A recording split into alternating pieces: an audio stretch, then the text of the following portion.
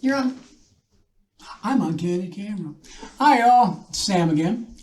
You guys are going to get sick and tired of seeing me. But, hey, that's okay. This particular video is just going to be kind of a generalized thing. Just some memories I've had of me and my family growing up. Okay. I'm saving the individual ones for all you lucky people who are going to be, if you're the 10th caller, and no, but things I had growing up, things people might not know. So I guess I'll start when I was 7 years old. Let's start there. Anything that happened between before I was 7 years old was not good. Anyway, I was living with my maternal grandmother and grandfather on East 49th Street in Cleveland.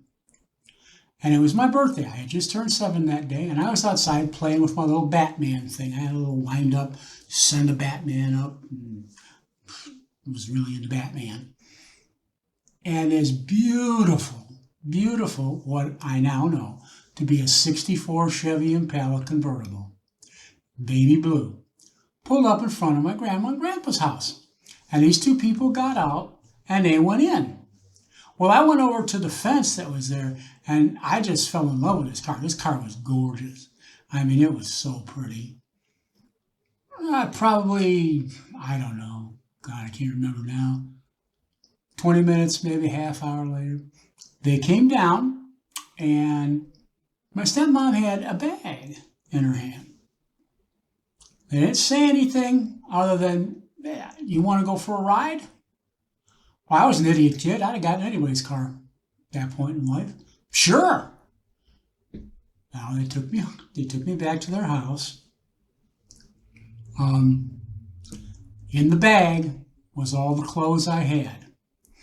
I had one pair of pants, one shirt, two pair of socks, and two pair of underwear, and the shoes I had on my feet. That was all the clothes I had. Somewhere has disappeared is a picture of me that afternoon. You want to talk about a pitiful looking human being. Oh my God. It was horrible. It was horrible. My pants were practically falling off. They didn't fit. And I was 7 years old then. I might have weighed 45, 50 pounds. I was nothing but skin and bones. And I remember they gave me some food. It was really good food, too. And there was an older lady in the house who I learned was my stepmom's mom. They lived with her. My dad and my mom and stepmom lived together. And it was, my stepmom and her mom lived together. Well, come to find out later, it was her house. It was my grandma's house. And they lived with her. Well, it was probably late afternoon. And I asked them if they'd go ahead and take me home. Because I'm sure, Grandma and Grandpa was wondering where I was. And that's when they kind of dropped the bomb. Well, you are home. This is your home now. And I remember thinking, wait, what? Because I didn't understand things. I really didn't. I was kind of stupid as a kid. And I just was like, well, no, I've got to go back to my grandma and grandpa's house. And long story short, that was the end of that. That was where I live now. And all I could think of was walking around that house going, oh my God, you guys live in this whole house? Because grandma and grandpa lived in a real small apartment in the upstairs of this up and down on 49th Street. And there was practically no room in this place at all. And I was shocked. This whole house? I live in this whole house? But I didn't cry. I didn't throw a fit. I just, okay. Well, dinner time. It was dinner time. And who I came to know very quickly as grandma made fried chicken, mashed potatoes, and corn. To this day, You agree with that, right? To this day, that is my number one favorite meal of meals that could never duplicate a fried chicken. I just couldn't.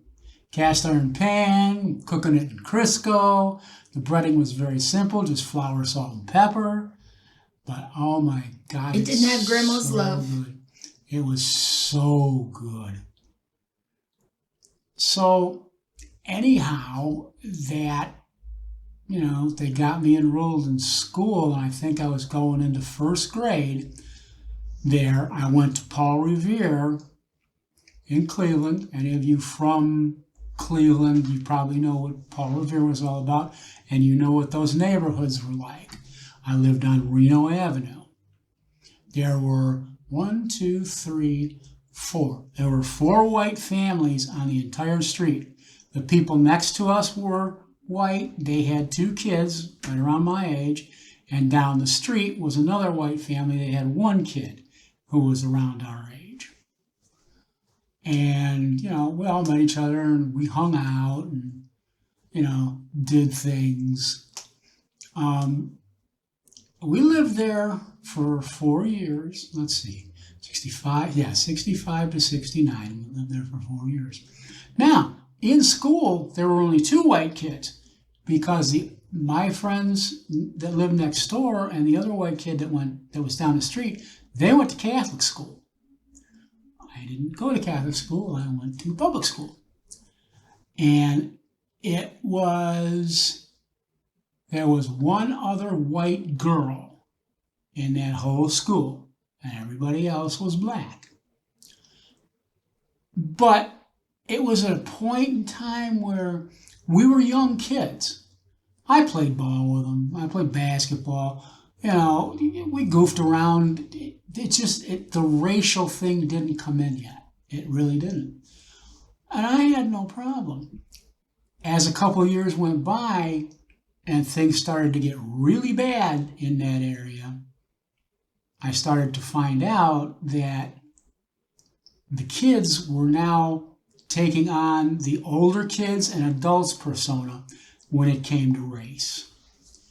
And so I started having just a little bit of a problem, get pushed around a little bit. No, not beat up. None of that. They wouldn't chase me or anything like that. But then in 1968, Martin Luther King Jr. got assassinated by a white man. And that was the end of it. I was beat up. I was picked on, incessantly. And in late 1968, my parents decided, that's it. We're getting out of here. We're moving out of here. This is ridiculous. So, in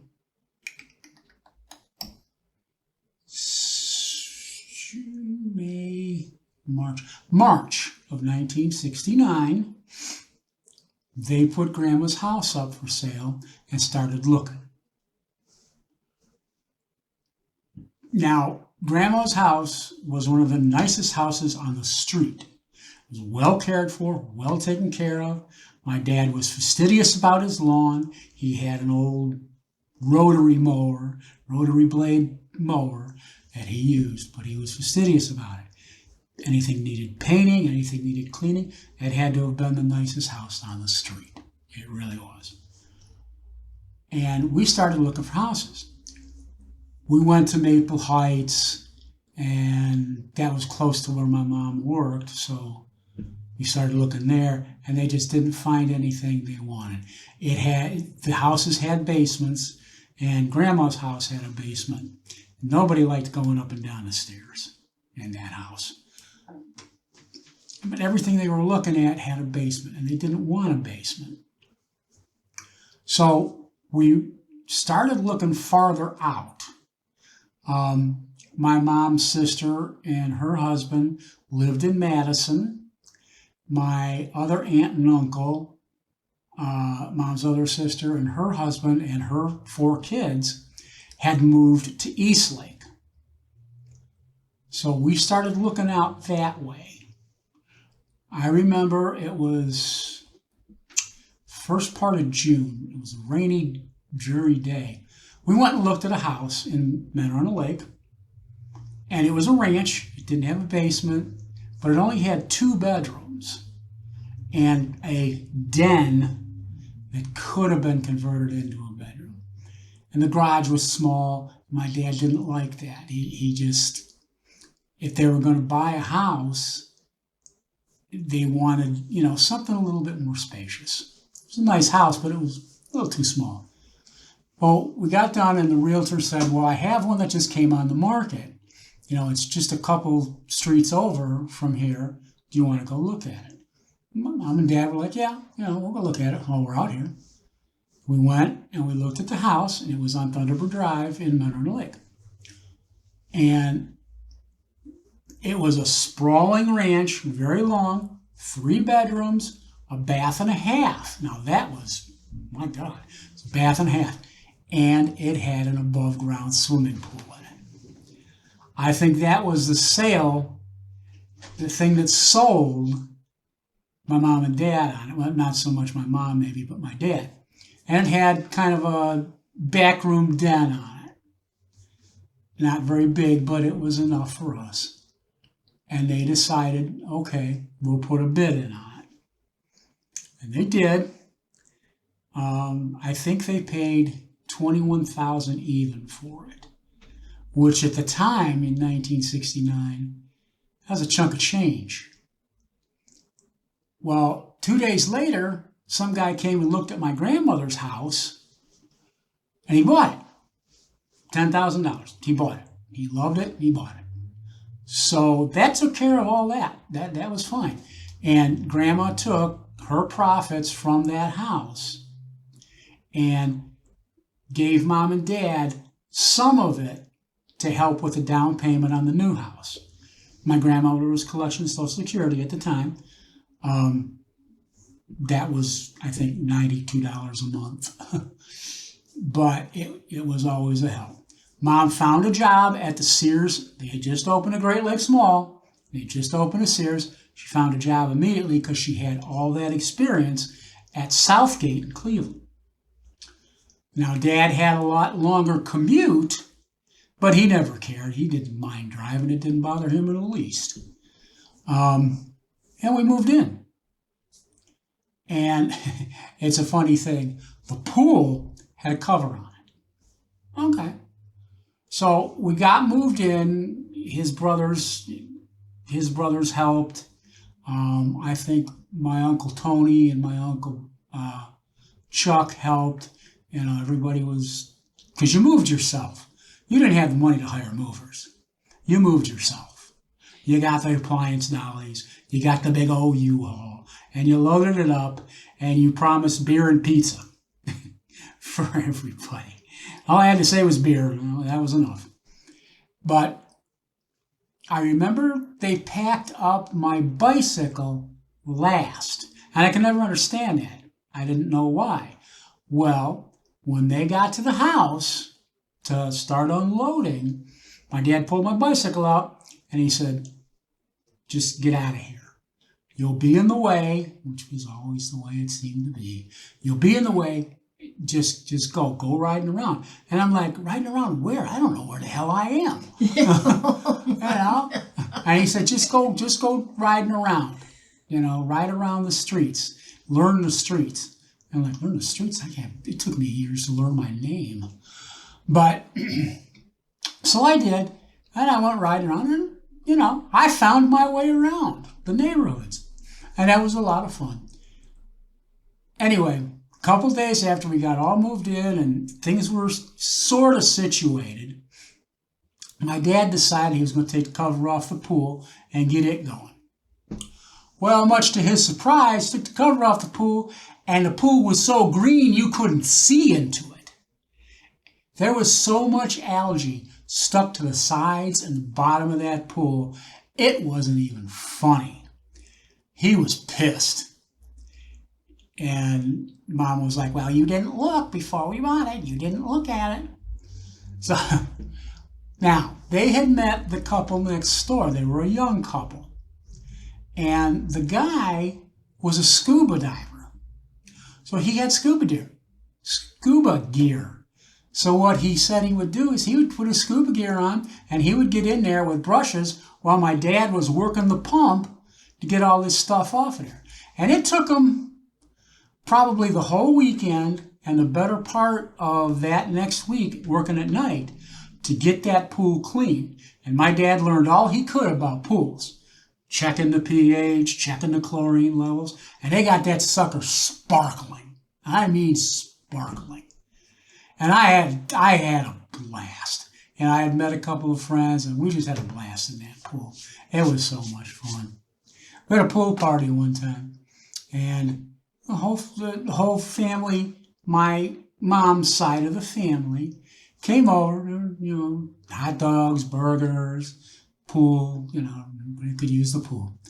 Well, my one aunt, she was into the large beehives. Okay, I'm sure some of you remember those. But it was a wig, because she couldn't get her hair to do it, but she wanted it. She was in a wig, and everybody was drinking. Us kids were, playing around in the pool. Well, our next door neighbor who helped clean the pool out, he got drunk. Everybody was going in the pool except my aunt. She wouldn't go in. So he ran over and he picked her up and he threw her in the pool. Well, she went down and the wig didn't. And it started floating around on top of the pool. And my dad was laughing his ass off until he saw that it was headed for the filter.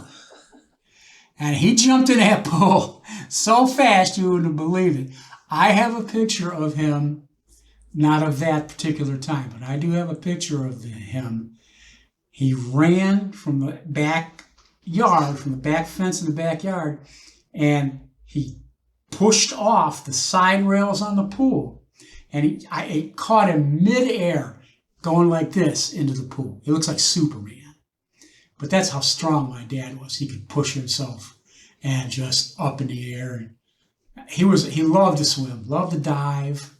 He loved it. I wasn't that good of a swimmer, but I did learn. But oh my God, we had a lot of fun. And then I got a little older and I quit using the pool. We would go swim in the lake. We lived right on the lake shore. And we would go swim in the lake. That was just more fun for us. Now, this was before it became a mess, but we'd go swim in the lake. So my dad decided, well, this is ridiculous. There's no sense in going through this pool every year. So they emptied it, they tore it down, and they gave it to my aunt and uncle in Madison because they had young kids. And they went out and set it up, and they had it. But those were some fun days, I'll tell you that. And I remember when we moved in and my mom took me to get registered at the local elementary school, which was within walking distance. You could get there in 5 minutes. No matter what the weather was, you get there in 5 minutes. And she registered me, and they wanted to, see my school records from Paul Revere. Well, I always got really good grades at Paul Revere. I guess they graded on a curve, I suppose. It was a pretty steep curve, believe me. And they were the new school was very impressed with these grades. And my mom cautioned them. She says, now I got to tell you. And she explained the whole situation. And they said, oh, we're sure he'll be fine. Well, I didn't know nothing. First math test I took, I failed. I just out and out failed.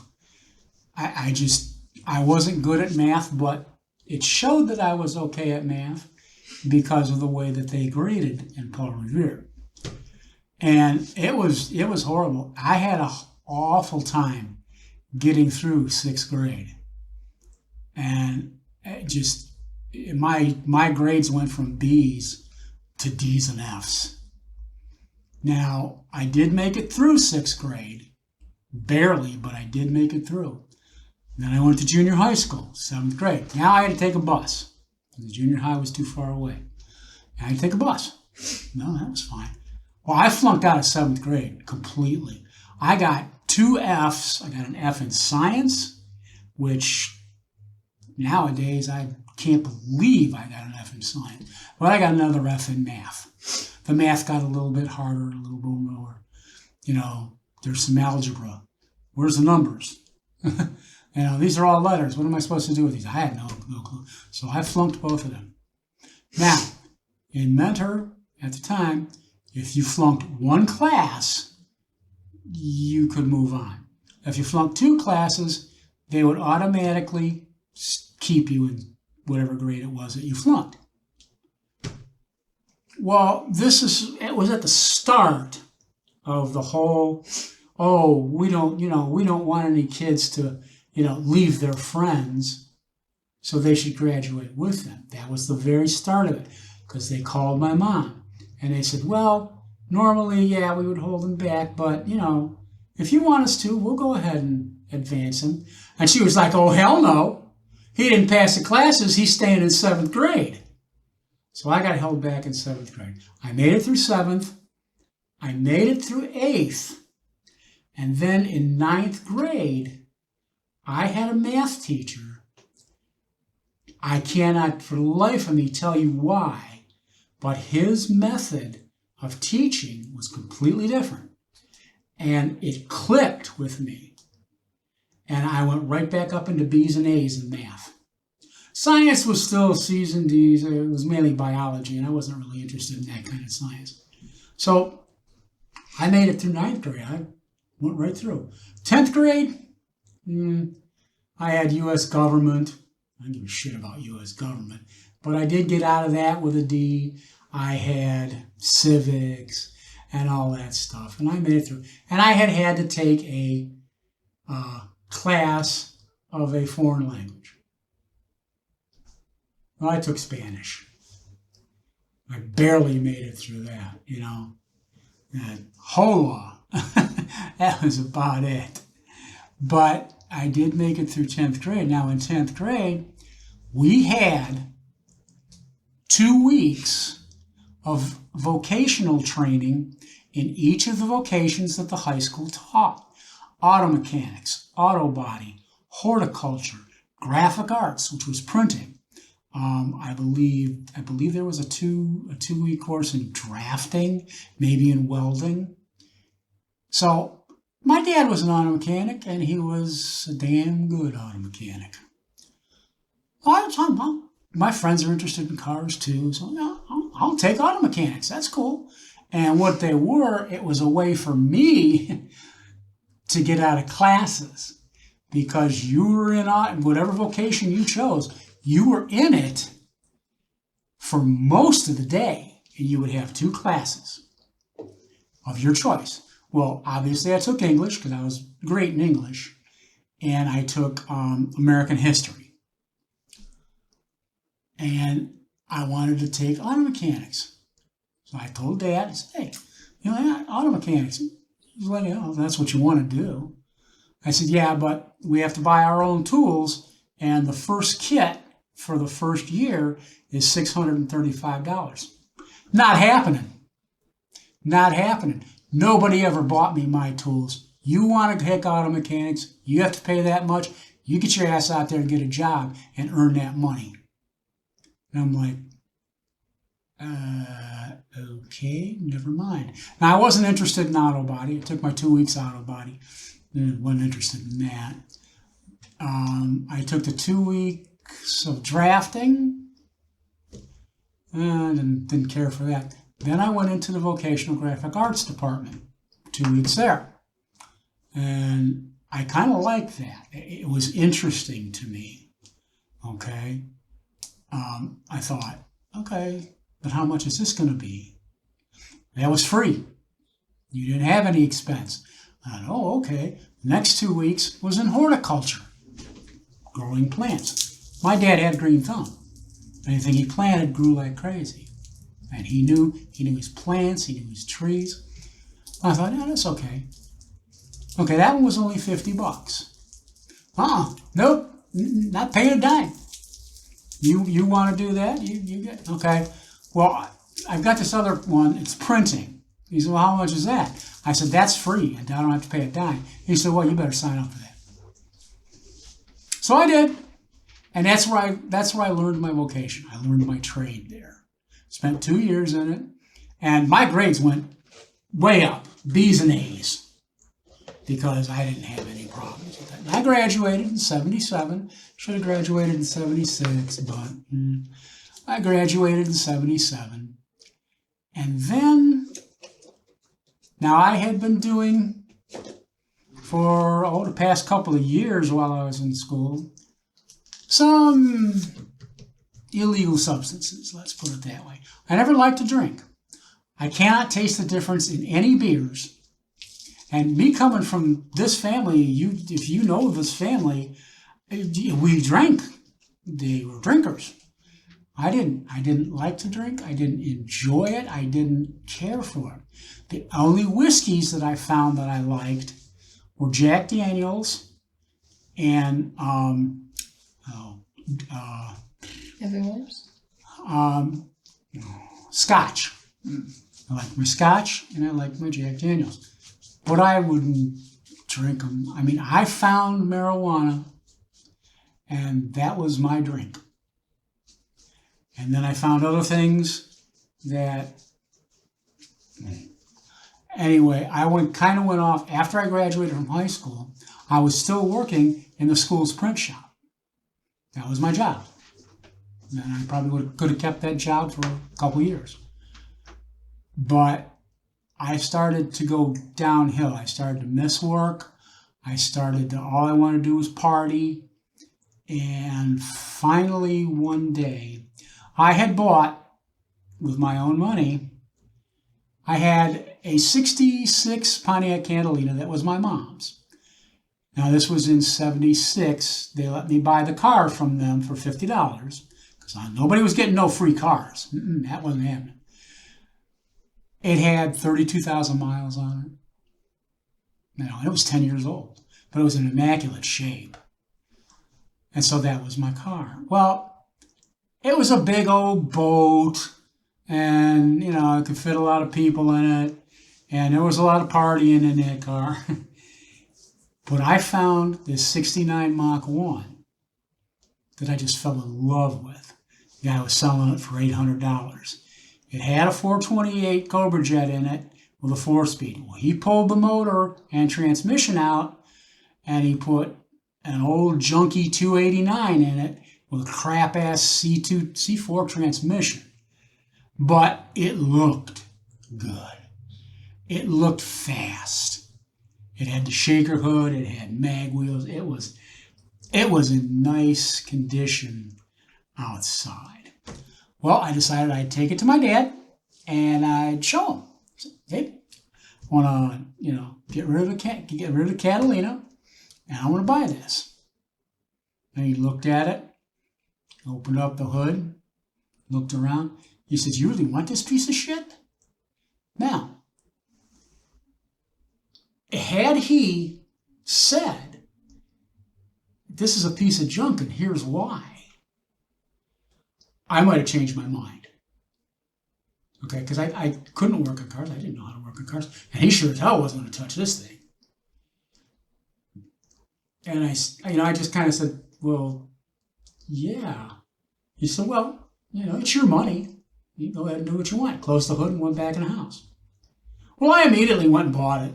Went and paid the guy, sold the Pontiac, and paid the guy $800 for it. And I had myself a hot rod. Didn't explain how much you sold the Pontiac? Oh, that's embarrassing. I could have got probably $1,000 for that Pontiac with no problem. Well, I sold it for what I bought it for, $50. That's just, I look back on that now and just want to shoot myself. But anyway, I got this car. And it was in the early spring of 77. I hadn't graduated from school yet. And I went to prom in it and, did some other things. And it developed a leak in the gas tank. At the top of the gas tank, where the fuel pump was, it developed a leak on top. Now, if I only put half a tank, maybe 3/4 of a tank in, it wouldn't leak because there wasn't enough gas to come out. Now, I could have very easily had the money, replaced the gas tank, or had one of my friends help me drop it and, liquid weld the tank.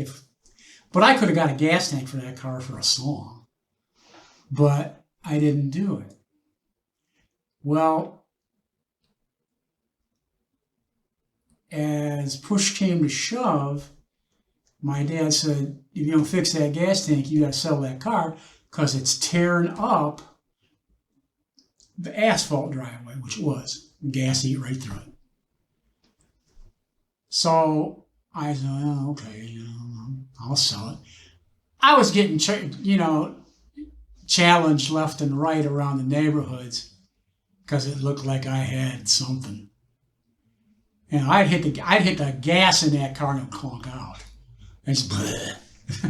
I saw so many taillights it wasn't funny. So I wasn't getting no racing going. That wasn't happening. So I figured, okay, fine, I'll do it. Well, I got the for sale sign on it, and it was sometime in late July because Mom and Dad had bought me new tires for the rear for that car for my birthday. It had big old wide ass tires on it, and that's what I wanted. So they got them for me, got them mounted and everything. I came home with the for sale sign. I was kind of down in the dumps. And I put the for sale sign, I backed the car in, and I put the for sale sign in, and I parked it at the bottom of the driveway. That's what you do. People driving by can immediately see that this car is for sale. I went in, and I sat down. Mom and Grandma were cooking dinner. And I said, yeah, I parked it down at the bottom of the driveway so people could see it. Well, my mom went ballistic. She said, you get that piece of shit, and you put it back up here, and you put a couple pieces of cardboard under it, like your dad said, so it doesn't ruin the whole damn driveway. Well, I remember we had a couple flies flying around. I had a fly swatter in my hand. And I took the fly swatter, and I just smacked it as hard as I could down, because I had it by then. It was hot. I was in no mood. She was in no mood. And I could have said, she came running out there because she knew what I did. She came running out there and she was going to let me have it. I could have said, yep, I got him, got that fly, and maybe she would have, said, whoa, okay, you were hitting a fly. But I stood up and I said, I'm so fucking tired of this goddamn shit. And I took off out the door. Well, she come after me because then I wasn't talking to her that way. It wasn't happening. So I ran down the driveway, didn't have my shoes on, nothing. I ran down the driveway, I got in the car, and I put the key in the ignition. And she reached in across me to grab the keys. And I balled my fist up, and I punched her so hard in her chest that she went flying into the driveway. Started the car up, backed it out, and she screamed after me, you better never come back here. And I said, I'm not going to, don't worry about it. And of course, I punched it and it died. I started up again and took off. And I could see her in my rearview mirror running into the house, and she was crying. Well, I took off, and all I could think of was, oh my God, I never better go back there. My dad will kill me. Because it was one thing he always impressed on me, never hit a woman. Hit all the men you want, but never hit a woman. And I not only hit a woman, I hit the love of his life. So I was gone, off and on, here and there, living here, living in the car a little bit, living in some people's basement for a while. And I went downhill in a hurry. Lost my job with the school system.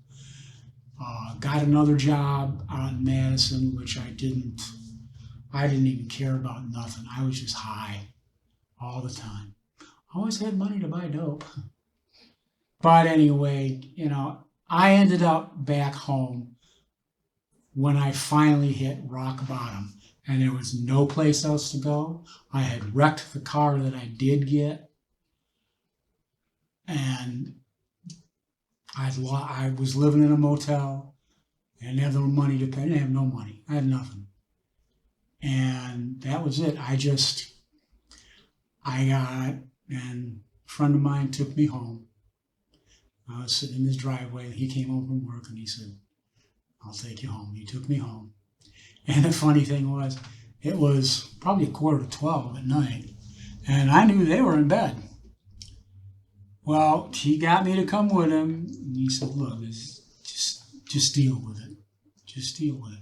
I'll stand here until, to make sure nobody's going to come after you, or anything like that. And I was like, okay. And my mom answered the door, and she knew Joe. I mean, she knew him really well. And she said, Joe, what are you doing here? And he said, look what I found. And I kind of did this to get into the door frame, and her jaw dropped. Talk about a mess. I was a disaster. I hadn't had a shower in 6 months. I hadn't washed my hair in 6 months. I hadn't shaved. I was a physical wreck. I weighed maybe, and I was 18 at that point, I weighed maybe 140 pounds, maybe soaking wet. And she couldn't stop smiling.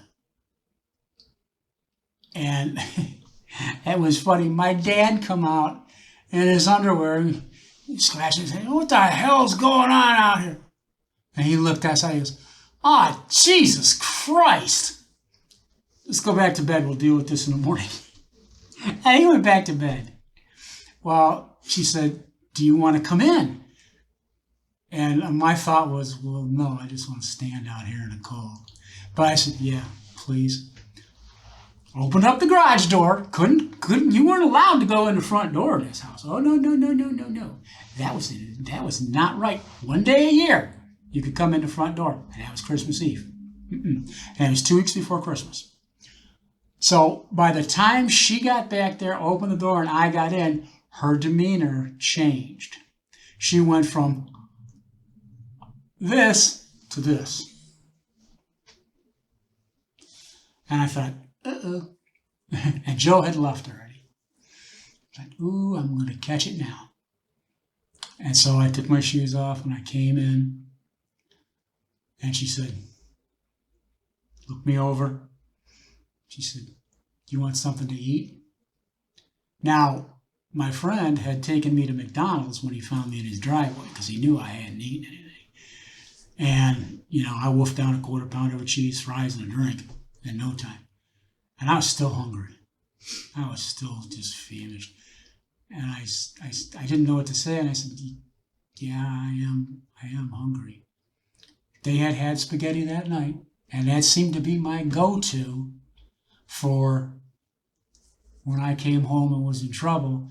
If I missed dinner, and they seemed to always have spaghetti. And they made good spaghetti.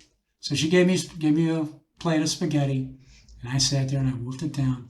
We talked a little bit, and for the life of me, I cannot remember the conversation. Were you high?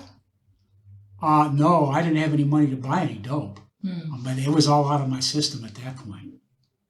It had been a month since I had anything. Weed, pills, anything. But I was not right in the head because I was malnourished. It was just a mess. But anyway, I sat there and I plowed down that spaghetti with a big glass of milk. Didn't have any Italian bread to go with it. Oh well, not that time. But she said, all right, go to bed. We'll take care of this tomorrow. And I was like, okay. I remember going in, and I took my clothes off. Now, I was a wreck. I had to have stunk to high heaven. Of course, I couldn't smell myself. And I opened up my drawer, and all my clothes were still there. So I grabbed a pair of pajamas, and I put them on, and I crawled into bed, and I died. I just went right out. Next morning, when I got up, Dad had already gone to work. Mom was getting ready to go to work, and Grandma was out, and she couldn't keep the smile off her face. You know, she just couldn't. She couldn't stay mad about it. And we hugged and everything. And Mom didn't say anything about, because she had to go to work. So there wasn't time to sit down and have a conversation about this. So I spent that day, called a friend of mine, and he came down and he welcomed me home, got me. I went to a couple of different places. I did shave. Oh my God, was that a nightmare. I mean, that was a mess. Now, I don't grow hair very well, so 6 months wasn't much, but it was more than I'd ever had. But when Dad got home that night, we were having chicken noodle soup, not my favorite, but I really didn't care at the time. At that point, I didn't care what it was. It could have been hog slop, and I think I would have eaten it. And he didn't say anything. And I figured, okay, you know, he's waiting until after dinner, wait until we were all in the room, and then he was going to say his piece. He never said his piece. Not one word. The only thing he said was, you got 2 weeks to get a job. So I'll give you 2 weeks. You don't have a job in 2 weeks, you're going to have to go someplace else, because I'm not supporting you anymore. And that was as far as it went. It wasn't, you hit your mother, I'd like to pound your face in. None of that. None of that I was so afraid of for 6 months. Nothing. And Mom didn't mention it either. It was never mentioned again for as long as I lived there. So the next day, I called my buddy and I went to the print shop at the high school. And I went in and I talked to Jack Walker, who was the printing teacher. And he kind of tried to feel me out. He said, are you back? Is this just, a way stop? I said, no, I'm back and I'm trying to find a job. I said, I've got 2 weeks to find a job, or I'm going to have to find someplace else to go. And he nodded his head. He understood that. And he said, I have a company called American Beauty Ceramics. They have an in-plant print shop. They have 2 Heidelberg cords and a Harris. You know how to run the Heidelberg cords. Yeah, I didn't forget. He said, all right. He said, they called me and wanted me to send a student over there. And I was getting ready to do it when you came in. He said, I'll forego the student and I'll send you. And, see if they'll hire you. And I said, all right. And he said, go get a haircut. Because my hair was just, he said, go get a haircut. I said, I don't have any money. $20. I never told you that. He gave me 20 bucks. He said, you can pay me back out of your first paycheck if you get hired. And I was like, okay. Went right to the barber and got my hair cut. Not cut down, but nicely done. And so my buddy drove me to American Beauty Ceramics. And Jack called Dave, who was the CEO, and he said, send him somebody over, you can interview him.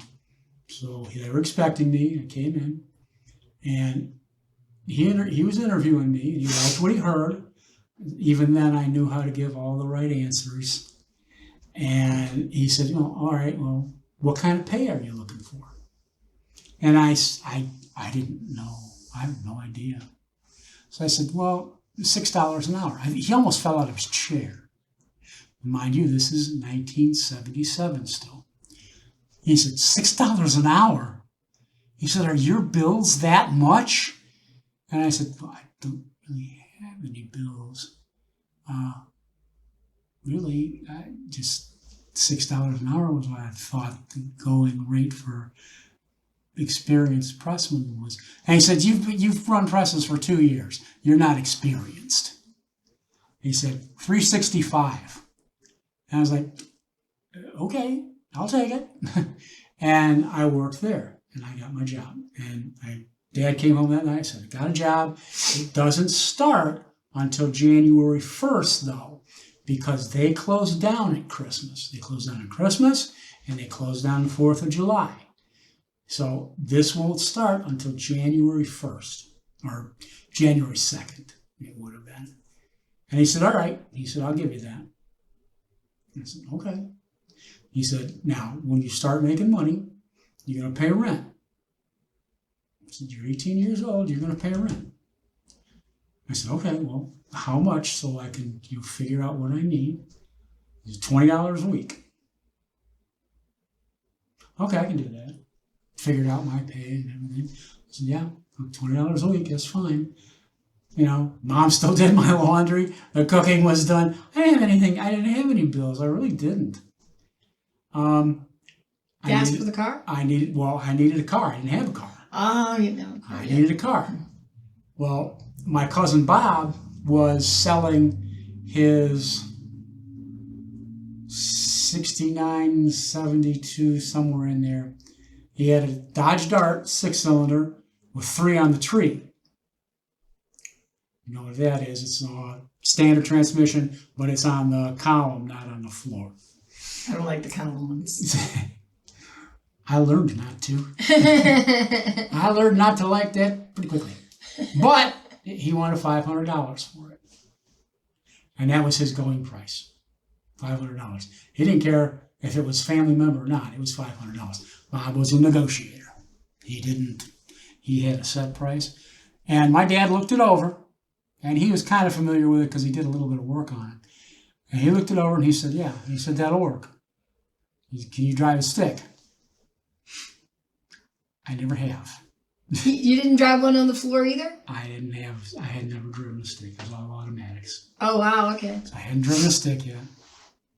So we bought the car, got it titled, got it tagged, and Dad drove home to explain, all I needed to do. He's only got 3 gears. He said, put it in first, take off. When it hits about 15, 20 miles an hour, let off the gas, push the clutch in, and put it in second. Like that. And he showed me how to do it. He said, then let the clutch back out, press the gas, at the same time you're pressing the gas in, because you don't want to let the clutch out and you'll stall the car because it's going too slow. Press the gas, let the clutch in at the same time. Well, I had the weekend to learn how to do that. And I swear to God, it was the hardest thing I ever had to do in my life.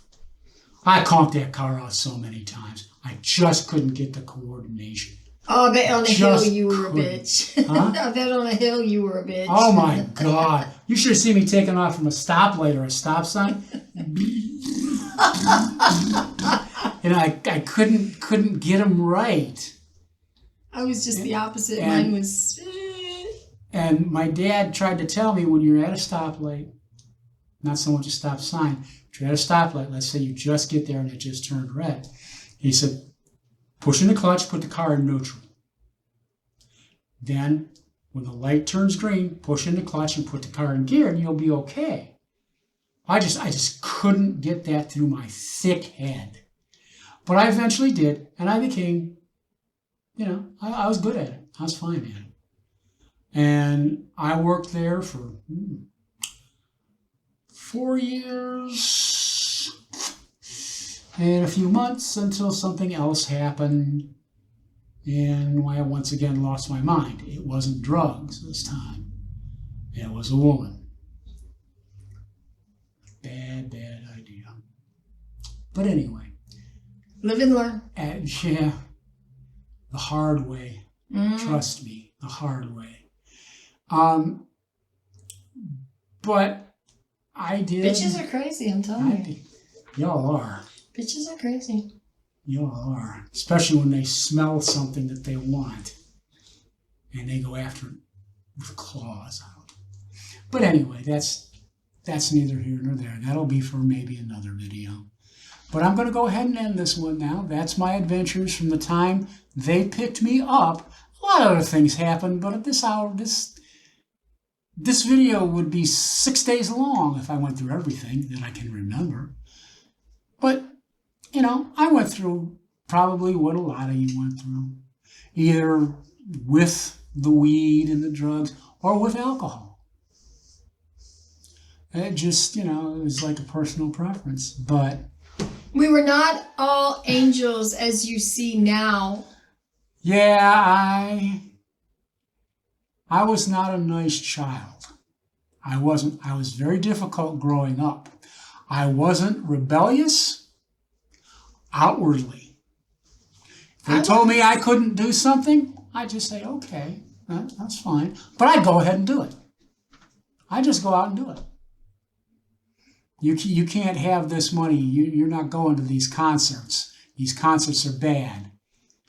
Okay, I went. I didn't, I didn't try to assert myself as most teenagers will try to assert themselves with their parents. They want to break away from their parents. I had more good conversations with adults than I did with kids my age.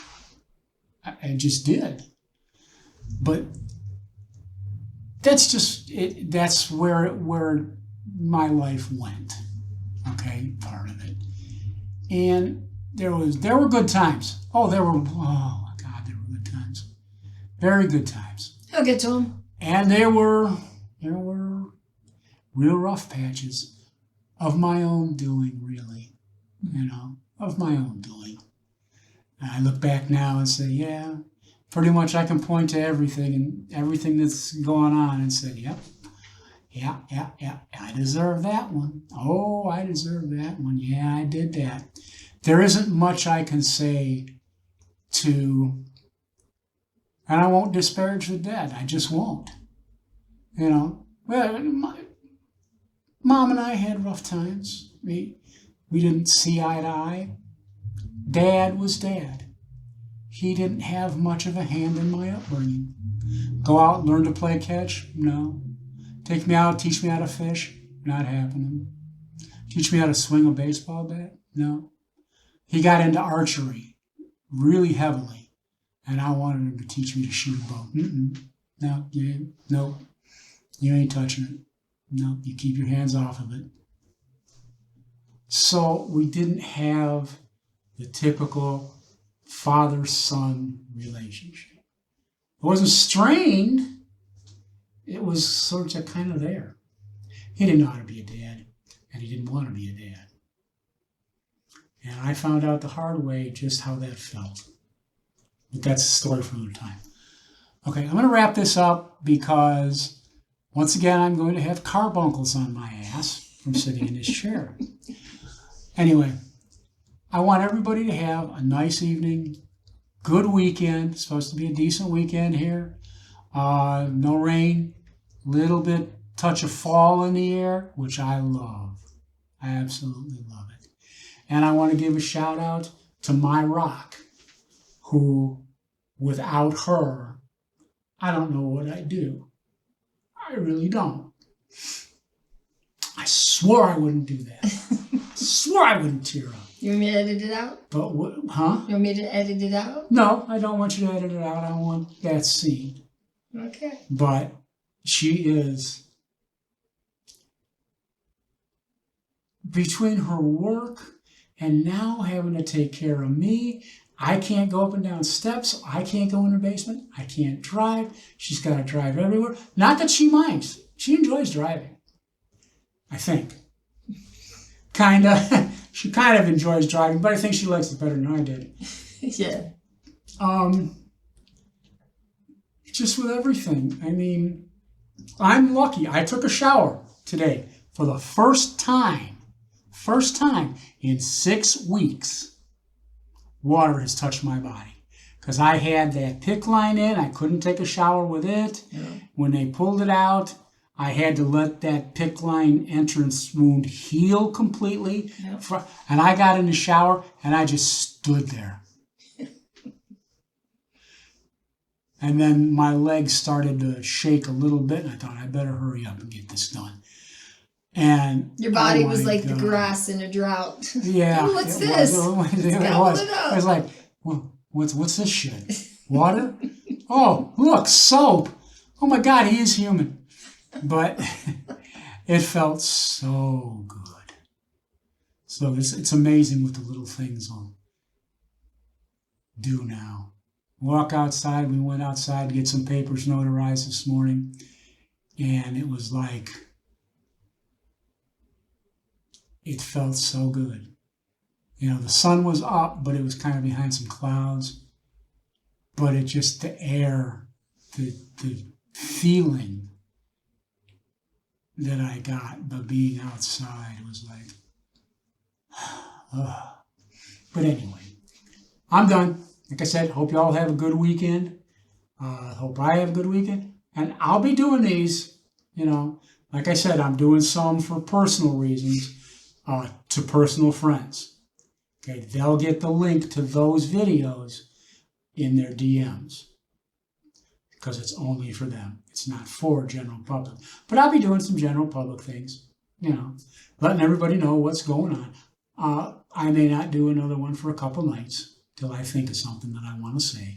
Sam's memoirs. Sam's memoirs. Oh, God.